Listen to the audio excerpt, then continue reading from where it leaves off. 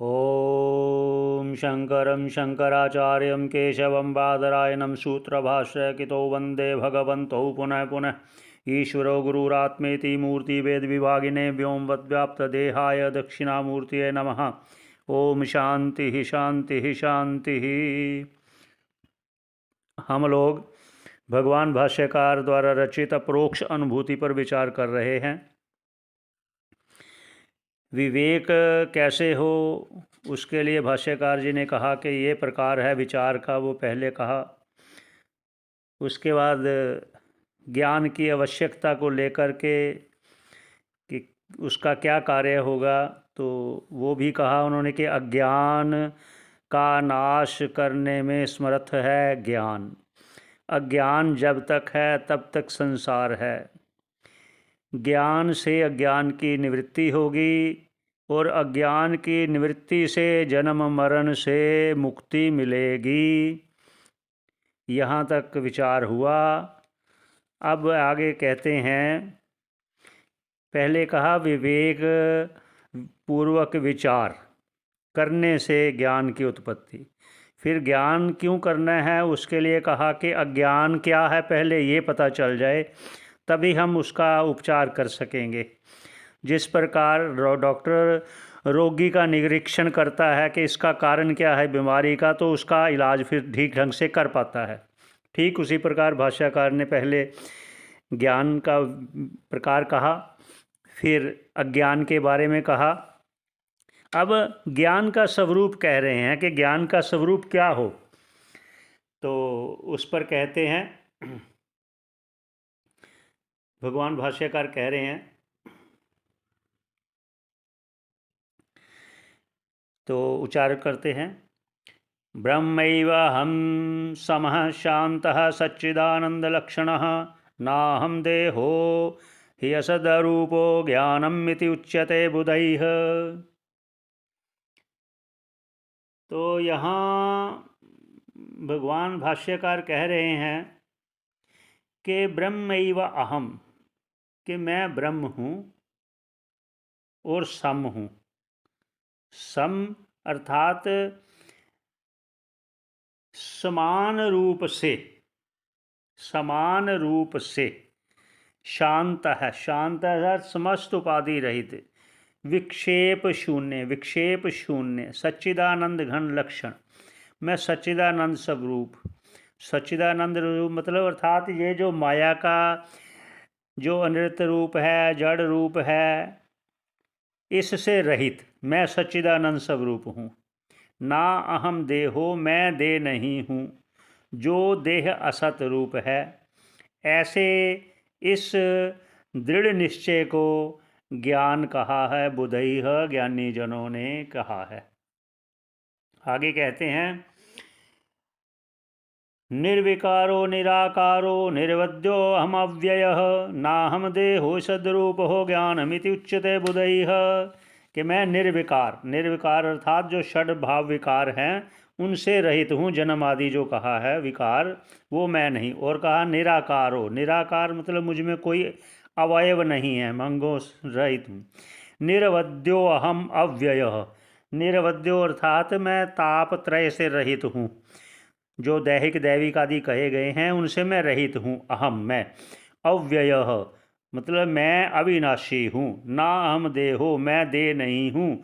जो ये असद रूप देह है ये मैं नहीं हूँ। ज्ञानम इति उच्यते बुधैः, जो ज्ञानी लोग इसको ज्ञान कहते हैं, इस भाव को ज्ञान कहते हैं, इस दृढ़ निश्चय को ज्ञान कहते हैं। आगे क्या कहते हैं, निरामयो निराभासो निर्विकल्पो हम आततः नाहम देहो हि असद्रूपो ज्ञानमिति उच्यते बुधैः।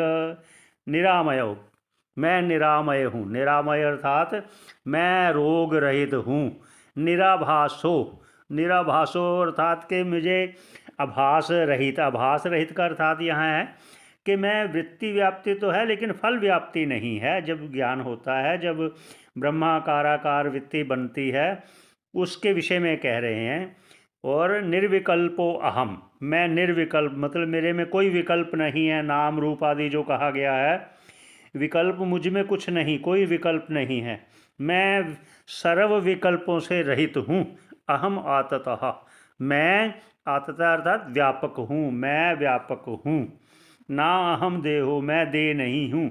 ये असद रूपो, जो असद रूप है, जो मिथ्या है, वो मैं नहीं हूँ। ऐसा भाष्यकार जी कह रहे हैं। ज्ञानमिति उच्यते बुधैः, ज्ञानी जन इसी को ज्ञान कहते हैं। निर्गुणो निष्क्रियो नित्यो नित्य मुक्तो अहम अच्युतः नाहम देहो सदरूपो ज्ञानमिति उच्यते बुधैः। निर्गुणो, निर्गुणो अर्थात जो ये माया के गुण है ना, 3 रजोगुण तमोगुण सत्वगुण जो आदि हैं, कि मैं इन गुणों से रहित हूँ, अर्थात ये गुण मुझसे नहीं है, ना ही मुझ में हैं, ये माया के हैं, इसलिए गुणातीत। निष्क्रिय हो, और मुझ में कोई क्रिया नहीं है, जैसे पहले कहा गया है। तो जिस प्रकार चुंबक में कोई क्रिया नहीं होती है, और लेकिन उसमें पास पड़े हुए जो लोहे के कण हैं उनमें क्रिया होती है चुंबक के कारण, इसी प्रकार उस आत्मा के कारण इस देह में क्रिया होती है। आगे क्या कहते हैं? नित्यो, नित्यो अर्थात मैं नित्य हूँ, अविनाशी हूँ। फिर कहते हैं नित्य मुक्तो अहम अच्युतः। फिर दोबारा नित्य कहा। ये नित्य दोबारा कहने का क्या तात्पर्य है उनका? उनका कि नित्य अर्थात मैं काल त्रय, काल त्रय में भी मुझ में कोई बंधन नहीं है, ना था, ना है, ना होगा।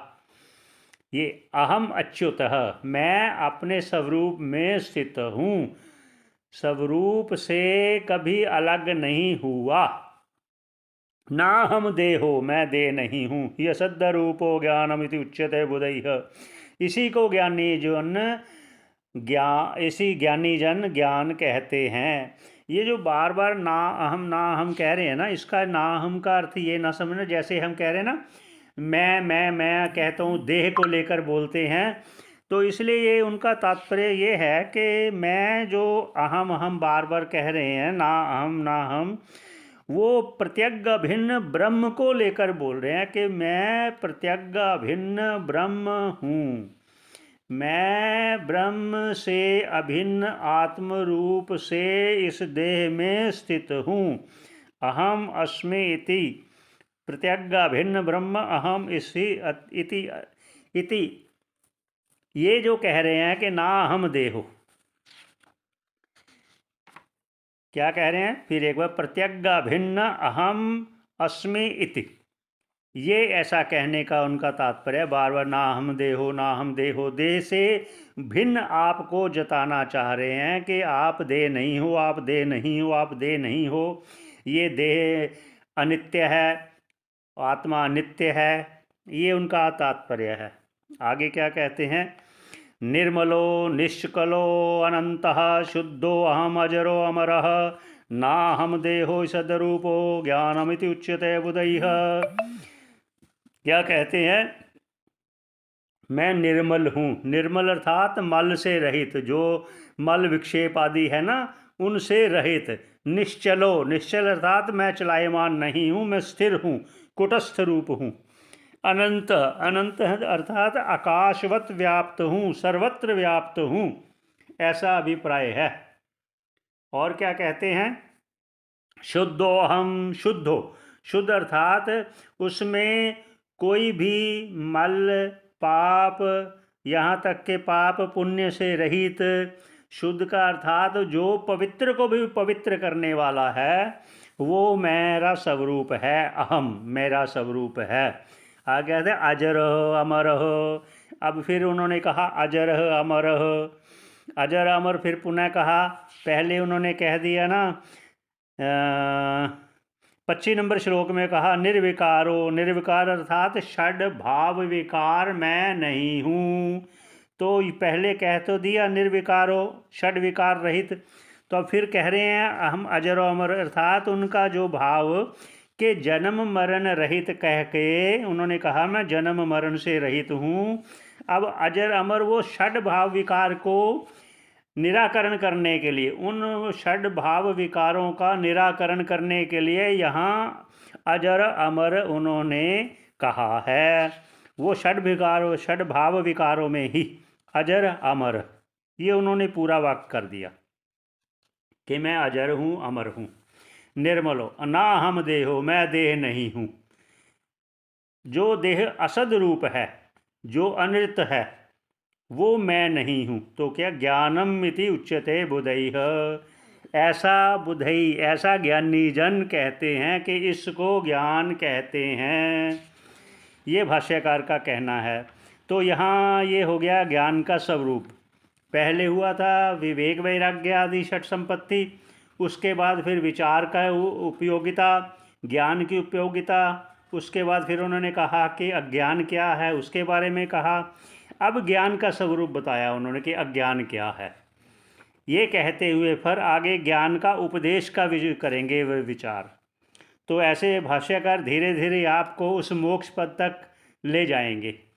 तो इसी वाक्यों से हम विश्राम देते हैं।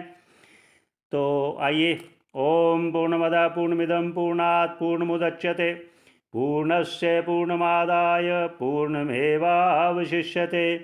ओम शांति शांति शांति। सबका मंगल हो, सबका कल्याण हो, इसी कामना के साथ यहाँ पर भगवान का और गुरुजनों का कोटि कोटि धन्यवाद करते हुए विश्राम देते हैं। पुनः फिर मिलेंगे। बहुत बहुत धन्यवाद सभी का, कोटि कोटि प्रणाम, कोटि कोटि धन्यवाद ईश्वर का। हरि ओम हरि ओम हरि ओम।